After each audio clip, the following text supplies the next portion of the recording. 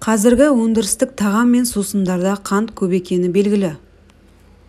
Кейде қарын ашқандықтан, кейде білместік не немқұрайлықпен қанты көп тағамдарды көп жеп қоюымыз мүмкін. Ал қанттың ағзаға тигізер зияны шаш етектен. Оны медицинада талай айтып жүр. Қандағы қанттың көбейіп кеткенін білмей жүре берсек, ақыры жақсы емес. Қант диабеті, инсульт, деменция, қан жүрек ауруларына шалдығуы мүмкін. Көздің нашарлауы да осы қанттың көптігінен болады. Қанда қант көбейіп кеткенін білдіретін белгілер. Басты 6 белгі бар екен. Дәретке жиі бару. Қанда қант көбейіп кеткенде ағза барынша артық тәттіні сыртқа шығарып тастауға тырысады. Содан дәретке бару жиілейді. Сондай-ақ тағы бір айта кететін нәрсе мынау. Дәреттің жиілеуі бүйрек ауруынан да хабар беруі де мүмкін. Шөлдеу. Кәдімгі шөлдеуден айырмасы бар.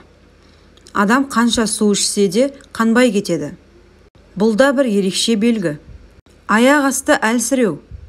Ағзада қант көбейген кезде жасушаның инсулин гормонын сезінуден қалады. Ал инсулин қантты сұрыптап энергияға айналдыруға көмектесетін гормон.